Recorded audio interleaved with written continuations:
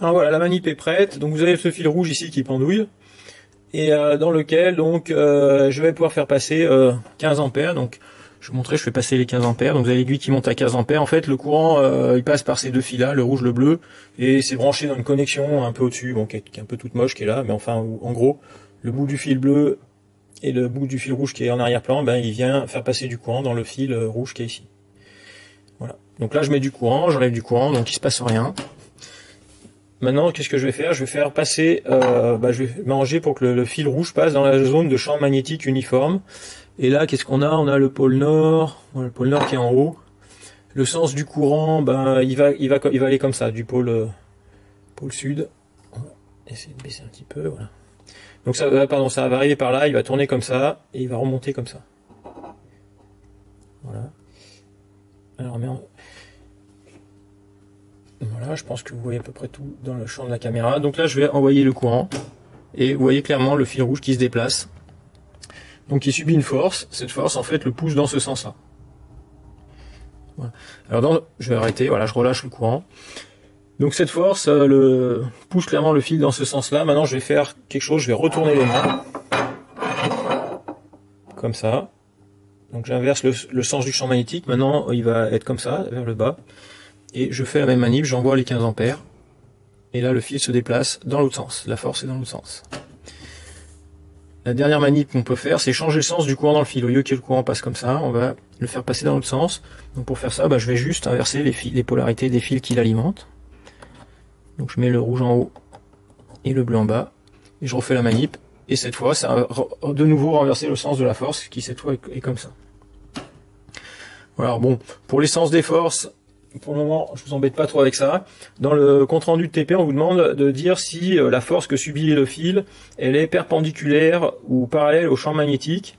Eh bien, on va le faire ensemble. La force, dans un exemple, elle était clairement comme ça, alors que le champ magnétique, lui, il descend comme ça, ou il monte comme ça. Donc en fait, cette direction et cette direction sont perpendiculaires l'une par rapport à l'autre. Donc la bonne réponse, c'est perpendiculaire. Et ensuite, on demande si cette force est perpendiculaire ou parallèle au sens de parcours du courant. Et bien quand le fil passe ici dans la zone de champ magnétique uniforme, et bien le courant il va soit comme ça. Mettons qu'il aille comme ça, comme dans la première partie de la manip. Et bien on s'aperçoit que quand le courant va dans ce sens-là, la force est comme ça, par exemple, ou comme ça.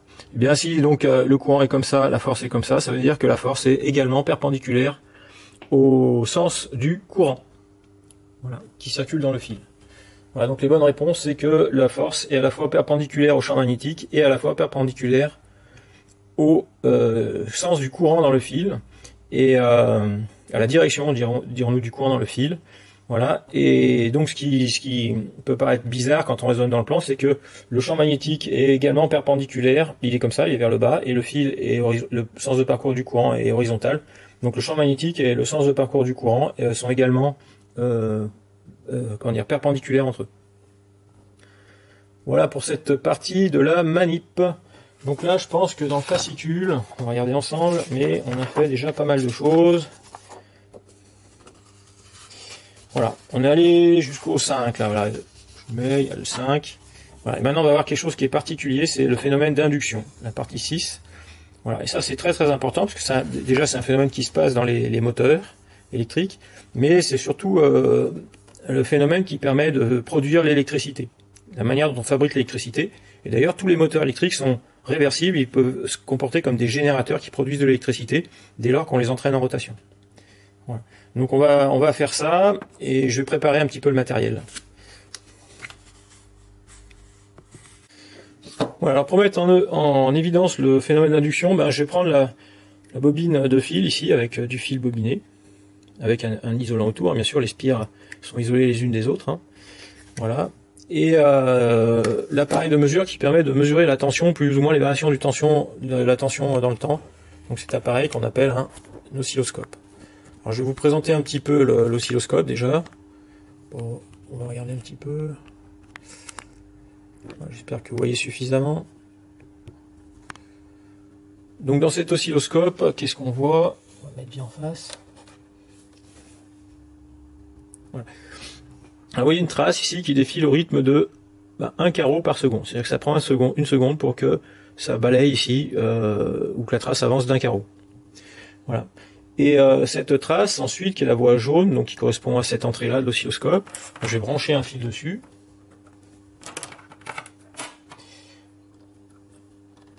Voilà, et ça permet de mesurer la tension, donc les deux extrémités les deux autres extrémités du fil sont là, et ça permet de mesurer la tension électrique qui est entre ces deux fils. Donc actuellement la tension est nulle, mais c'est normal parce que j'ai rien branché. Et pour vous montrer, je vais brancher une pile. Donc ici c'est des piles 1,5 volts. Alors, je vais mettre le moins au moins, le plus au plus. J'espère que vous voyez, non vous voyez pas. Donc là j'ai ma pile, voilà, je mets le moins au moins, le plus au plus. Et vous voyez quand je fait contact, vous voyez la trace qui monte. Alors elle monte de 1,5 volts a priori, puisque c'est une pile 1,5 volts. Donc là ça se voit pas beaucoup parce que le calibre en tension est de 5 volts par carreau. Ça veut dire qu'en fait, quand ça monte d'un carreau, ça représente 5 volts. Alors ce que je vais faire, je vais changer ce calibre en tournant ce bouton. Je vais le passer, mettons, à 1 volt par carreau. Voilà, ou même à 500 millivolts par carreau, 0,5 volts par carreau. Voilà, et je vais faire la même manip qui consiste à brancher la pile. Alors je vais le faire plutôt par là, voilà. La pile, voilà, et cette fois je branche, et vous voyez que la trace bondit de 3 carreaux à peu près, c'est-à-dire bien 1,5 volts, quand je fais le contact, sur la pile, qui est là. Voilà, maintenant si j'inverse les polarités de la pile, c'est-à-dire je retourne la pile, je mets le plus sur l'entrée moins de l'oscillo, et le moins de la pile sur l'entrée plus de l'oscillo, et là je fais contact, et vous voyez que la trace, au lieu de dévier vers le haut, elle dévie vers le bas. Voilà, signe d'une tension négative égale à moins 1,5 volts. Voilà, donc ça c'est pour prendre en main cet appareil qu'on appelle l'oscilloscope. Alors maintenant on va voir, on va faire une manip qui consiste à mesurer la tension aux bornes de cette bobine toute seule. Donc je vais poser la bobine là, à l'endroit où on la voit, je sais pas, très bien, ici. Et je vais brancher avec les pinces crocodiles ici. Je mets les pinces crocodiles et je branche cette pince sur la bobine. Et puis je prends une autre pince, mettons celle-là, voilà. Voilà la pince noire, et je branche l'autre pince à l'autre extrémité de la bobine. Voilà. Et donc à ce stade-là, on va se rapprocher un petit peu. Voilà. À ce stade-là, la tension mesurée au bord de la bobine, c'est la tension au bord d'un fil, et la tension au bord d'un fil, ça fait 0. Et maintenant, je vais faire une petite manipulation tout à fait particulière. J'ai un aimant ici, vous voyez. Et là, je vais approcher l'aimant de la bobine. Je ne sais pas si vous avez vu, ça fait une petite descente là. Je vais maintenant l'éloigner. Voilà. Alors on voit pas bien parce que ça fait une tension qui est pas très grande. Oui. Voilà. Donc ce que je vais faire, je vais changer le calibre. Au lieu d'être à 500 millivolts par division, je vais passer à 100 millivolts par carreau. Voilà. Et là, vous voyez, on voit les phénomènes beaucoup mieux. Donc là, j'ai du genre le pôle nord. Là, quand j'avance le pôle nord, ça fait un pic vers le bas de tension. Et quand j'éloigne le pôle nord, ça fait un pic vers le haut. Voilà. Maintenant, je vais faire la manip inverse, c'est-à-dire, au lieu d'avancer le pôle nord, je retourne l'aimant et je vais avancer le pôle sud. Bien, quand j'avance le pôle sud, ça me fait un pic vers le haut. Et quand j'éloigne le pôle sud, ça me fait un pic vers le bas. Voilà, comme ça. Voilà, donc en fait, quand je fais bouger l'aimant à côté de la bobine, ça fabrique de la tension. Il y a une tension qui se crée, en volts, qui se crée aux bornes de la bobine. Voilà. Et cette tension, si j'éloigne rapidement, ça fait un pic assez élevé. Ou si je rapproche rapidement, j'ai un pic élevé. Si j'éloigne doucement, vous voyez que le pic est de moindre amplitude. Pareil, si je rapproche doucement, ça fait un pic, mais de faible amplitude. Voilà. Et bien ça, c'est le phénomène d'induction. C'est le phénomène d'induction. Et c'est comme ça qu'on fabrique l'électricité sur Terre. Je peux même le faire avec le gros aimant. Avec le gros aimant, vous voyez, c'est beaucoup comme...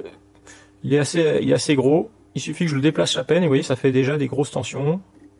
Vers le haut, vers le bas. Voilà. Si je le bouge plus rapidement, j'arrive même à avoir la tension qui sort de l'écran. Alors je vais remonter le calibre, je vais passer à 200 millivolts. Je vais revenir à 0,5 volts par division, comme j'avais avec la pile au départ. Voilà. Et je vais montrer, quand je déplace, vous voyez, j'arrive à faire un pic de tension ici, qui va presque au volt, alors que je déplace mon aimant assez doucement. Voilà. Si je le déplace vite, j'arrive même à faire plus de 2 carreaux, 3 carreaux, là j'ai fait 1,5 volt. La même tension qu'il y avait au bord de la pile. Voilà. Alors après, la manip suivante consiste à fabriquer ce qu'on appelle un alternateur. Donc un alternateur, c'est quelque chose qui va fabriquer une tension sinusoïdale.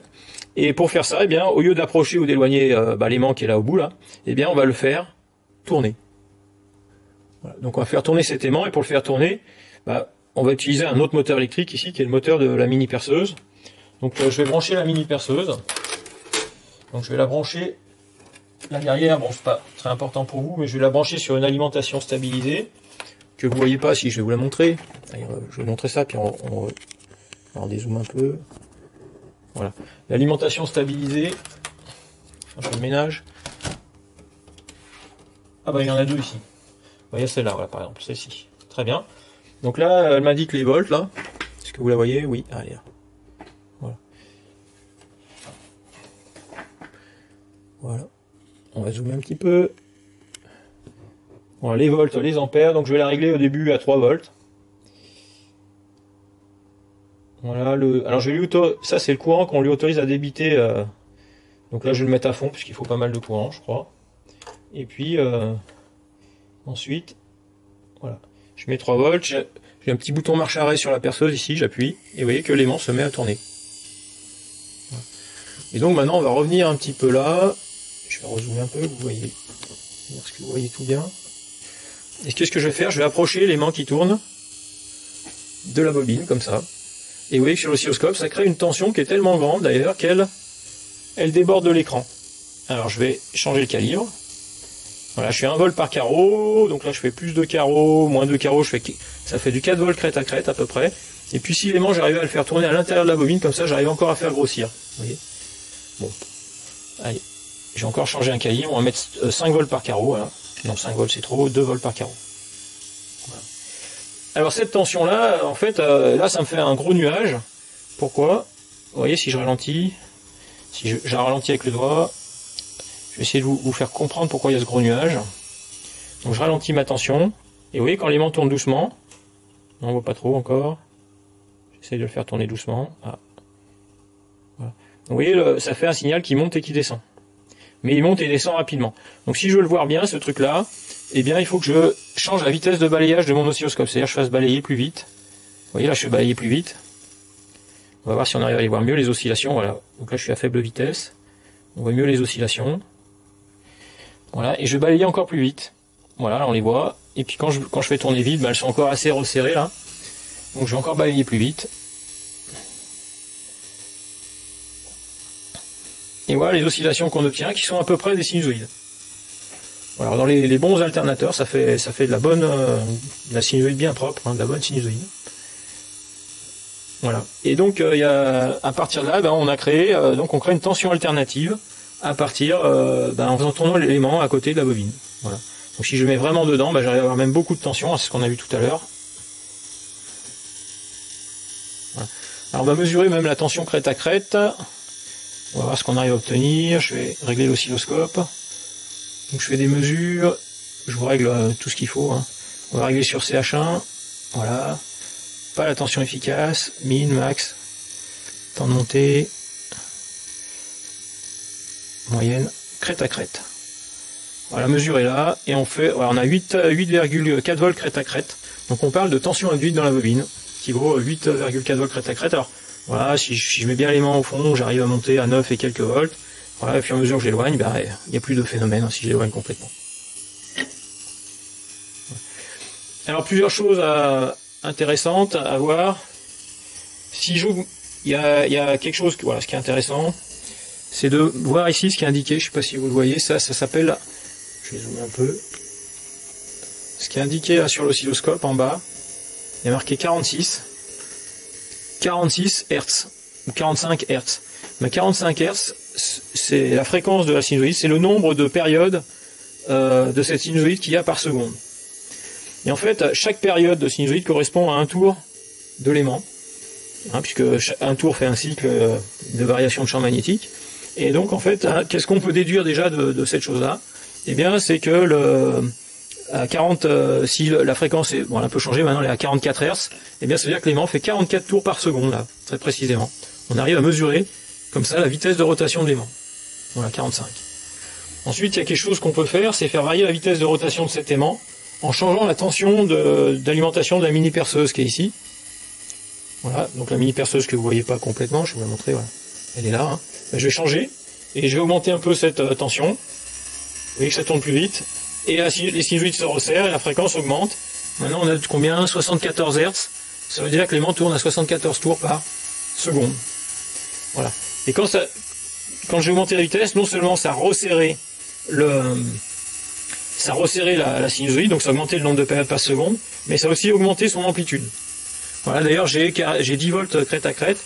Voilà, si je augmente encore, vous voyez, les sinusoïdes se resserrent, l'amplitude augmente. Si je ralentis, les sinusoïdes s'élargissent, et l'amplitude diminue. Voilà. Alors pour une position égale de la perceuse, eh bien on montre que l'amplitude est proportionnelle aussi à la vitesse de rotation de l'aimant. Donc plus l'aimant tourne vite, plus ça fait de tension, plus la sinusoïde a des valeurs crêtes élevées, et plus sa fréquence est élevée, c'est-à-dire le nombre de périodes par seconde est élevé. Voilà. Et c'est proportionnel en fait. Hein. Si on double la vitesse, ça double la fréquence, et ça double la tension. Alors je sais pas, on peut regarder, là je suis à 30. Alors, je vais essayer de pas bouger la perceuse, faut vraiment la laisser en position fixe. Voilà, comme ça. Attendez, je vais la prendre à la main gauche. Voilà. Bon, là, je suis à combien? Je suis à 31 Hz, 32 Hz, et j'ai 3,76 volts, 3,8 volts à peu près. Ben maintenant, je vais essayer de monter à 62 Hz, c'est-à-dire le double. Voilà, j'y suis à peu près. Voilà, 62 Hz. Et vous voyez que la tension est passée à 7 volts quasiment. Voilà, bon, c'est parce que j'ai bougé. Voilà, si je bouge un peu la perceuse, même 7,6 volts. Bah, 7,6 volts, c'est le double des 3,8 volts qu'on avait tout à l'heure. Voilà, c'est pour vous montrer que la tension est bien proportionnelle à la vitesse de rotation.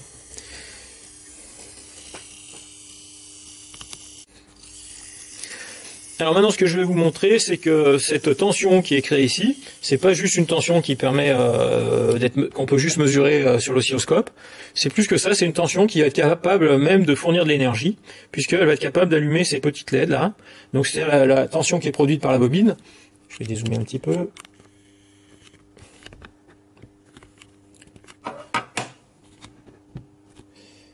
Voilà. Et bien au lieu de l'envoyer dans l'oscilloscope par les deux bornes rouges et bleues là, eh bien je vais carrément brancher ça aux bornes des deux diodes électroluminescentes qui sont là. Voilà. Et je vais montrer que eh bien, cette tension est capable d'allumer les deux LED. Alors vous les voyez clignoter là, un petit peu, enfin je sais pas comment ça rendra la caméra. Hein. Elles clignotent, c'est parce qu'en fait elles sont alimentées par du courant alternatif. Donc des fois elles sont allumées, des fois elles sont éteintes.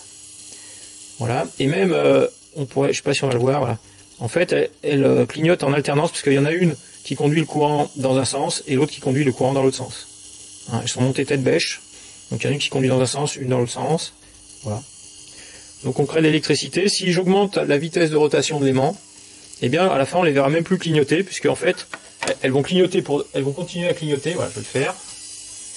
Voilà. Mais nous on les voit plus clignoter là. Pourquoi? Parce que ça clignote trop vite pour que nos yeux puissent voir le clignotement. Voilà. Si on ralentit, on voit clignoter.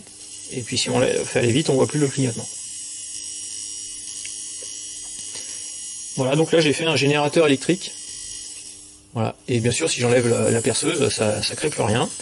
Voilà. Alors l'énergie, elle vient d'où? Ben, en fait, elle vient de l'aimant en rotation. Elle est prélevée sur l'énergie que consomme la perceuse sur l'alimentation qui la fait tourner en fait.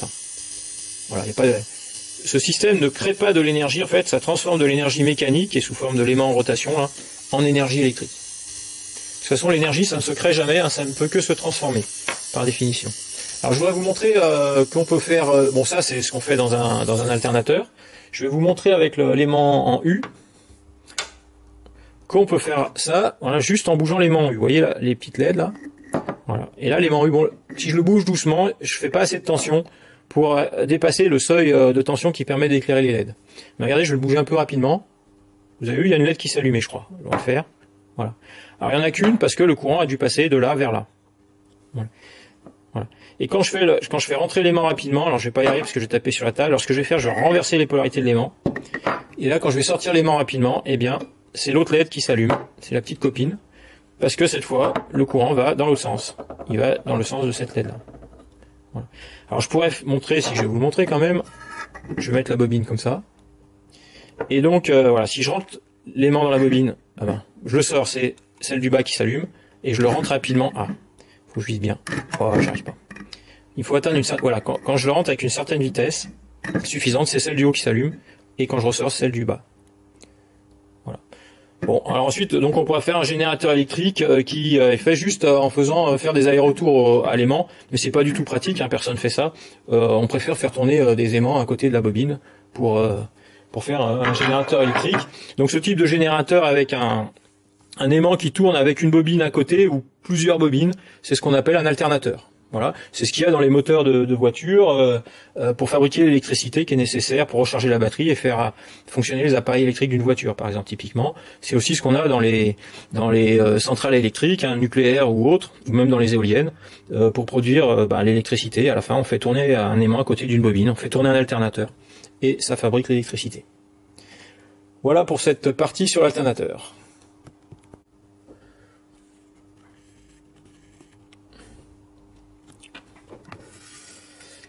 Alors maintenant, je vais vous montrer, on a vu la fonction de l'alternateur, je vais vous montrer le principe du transformateur.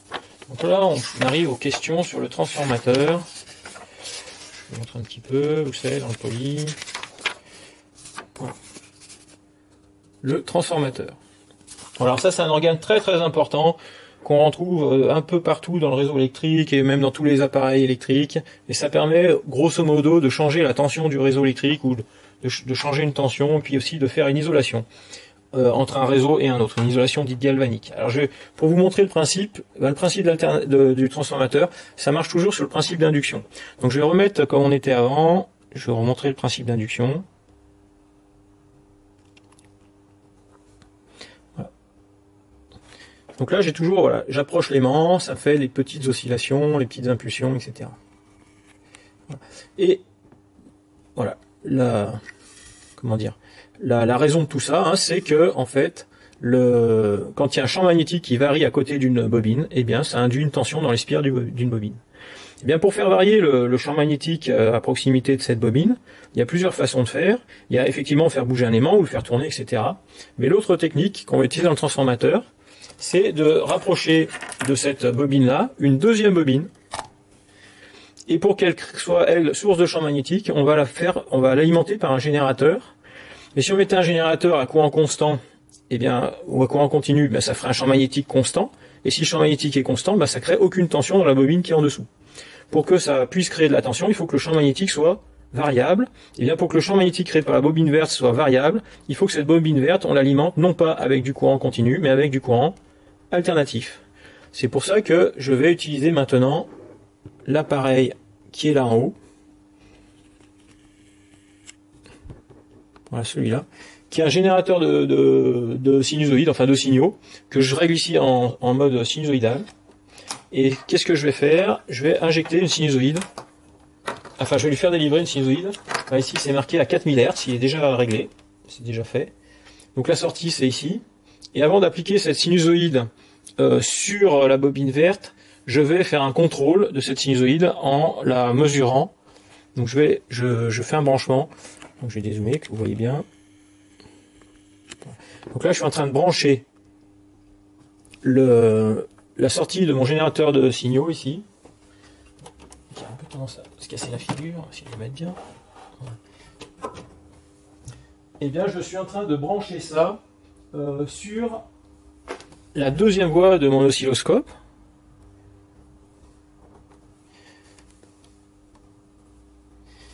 Voilà. Donc là, j'ai rajouté voilà, les fils qui vont du générateur de fonction à l'oscilloscope. Voilà, je fais passer par-dessus, qui ne se mélange pas trop aux autres, qui ne passe pas devant l'écran non plus. Voilà, je fais passer par derrière. Voilà. Et donc, je vais éclairer la voie 2. Donc, j'appuie sur le bouton bleu là, de l'oscilloscope. Voilà. Et sur la voie bleue, eh ben, je vois quelque chose. C'est signe qu'il y a du signal. Voilà. Alors, comme c'est à 4000 Hz, 4 kHz c'est 4000 Hz, ça veut dire 4000 périodes par seconde.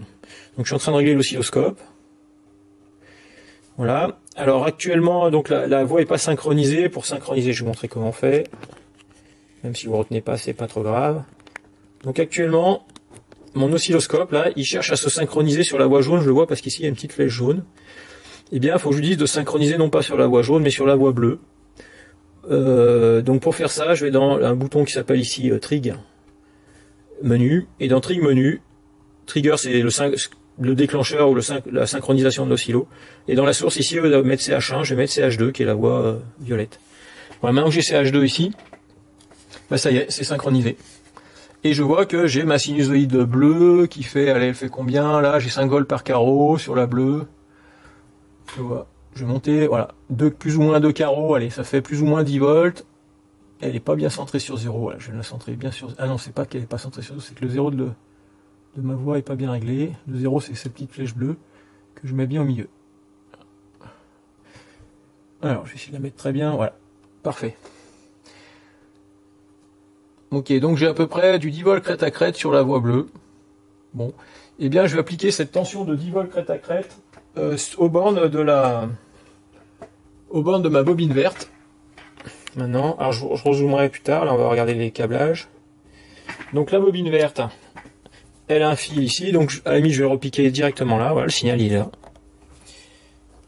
Voilà, je prends avec ce fil rouge, je mets la pince au bout, et là je branche ça sur une extrémité de la bobine verte. Voilà. Alors rien que d'avoir fait ça, ça commence à induire des choses, ça c'est pas tout à fait normal, mais bon c'est pas grave. On va trouver une pince noire et un fil bleu. Allez, je prends un fil bleu, je le reverrouiller comme ça, et comme ça, et elles sont où mes pinces? Ah voilà, j'ai une pince ici que... Donc voilà, le fil bleu, je le mets là pour appliquer la sinusoïde aux bornes de la bobine verte. Voilà. Et alors ça se passe pas bien du tout. Alors on a des problèmes. Alors c'est un problème de bobine. Ok, bon on va changer la bobine parce que je pense que celle-ci elle a des soucis. Okay. Voilà, alors j'ai changé de bobine, j'ai remis, voilà, j'ai une bobine verte, mais c'est pas la même parce que la précédente, voilà, en fait elle a trop chauffé, il y a des fils qui sont en court-circuit à l'intérieur, donc ça crée des problèmes parce que le plastique qui est autour a fondu. Donc là j'ai une bobine verte qui est meilleure, et donc j'applique le signal bleu sur la bobine verte. Et qu'est-ce qu'on voit instantanément quand j'applique ce signal bleu sur le bord de la bobine verte? Vous voyez que le signal jaune, qui est le signal qui est au bord de la bobine qui est en dessous, vous voyez là, la bobine qui est en dessous, c'est celle que je vous ai montrée au tout début, et bien, et au lieu d'être à 0, cette fois, il y a une tension induite qui est dedans, voilà, qu'on voit aussi très bien sur l'oscilloscope, qui a même tendance à sortir de l'écran. Alors, et là, je suis au calibre maxi. Alors, ce que je vais faire, je vais diminuer un peu le calibre, la quantité de tension sur la bobine bleue, voilà. Voilà, donc là je vais zoomer un petit peu, on va essayer de voir un peu mieux les choses.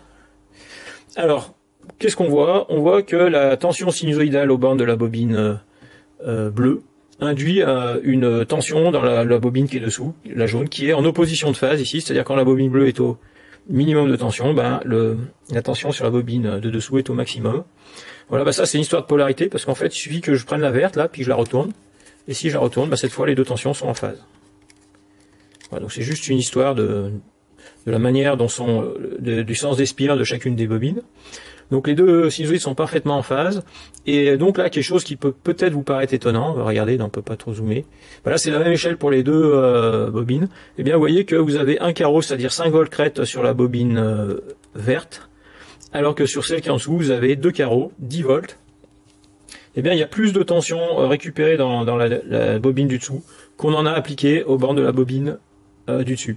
Alors ça, ça dit qu'en fait, dans ce transformateur qu'on vient de faire, eh bien, la tension de sortie peut être plus grande que la tension d'entrée.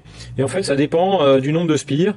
Et la bobine qui est dessous, bien que la bobine soit moins remplie, en fait, comme elle a du fil de petite section, elle a beaucoup plus de spires que la bobine du dessus. Et donc, plus il y a spires, et plus la tension sera élevée. Voilà. Enfin, on verra dans un transformateur, en fait, la tension au bord de chaque enroulement est proportionnelle au nombre de spires. Bon, ici, ça sera pas tout à fait vrai. Donc, je vous montre bien que si j'éloigne la bobine verte, eh bien, il n'y a plus rien de tension au bord de la bobine jaune. Donc, c'est bien la bobine verte qui, étant parcourue par un courant alternatif, arrive à induire une tension dans la bobine jaune. Voilà. Et ça, donc, C'est un transformateur. Globalement, on pourrait prélever de l'énergie donc sur la bobine du dessous, hein. Mais cette énergie, eh bien, on montrerait qu'elle viendrait de la bobine verte et qu'elle est transmise de la bobine verte à la bobine qui est dessous par un champ magnétique, en fait, par induction magnétique. Voilà.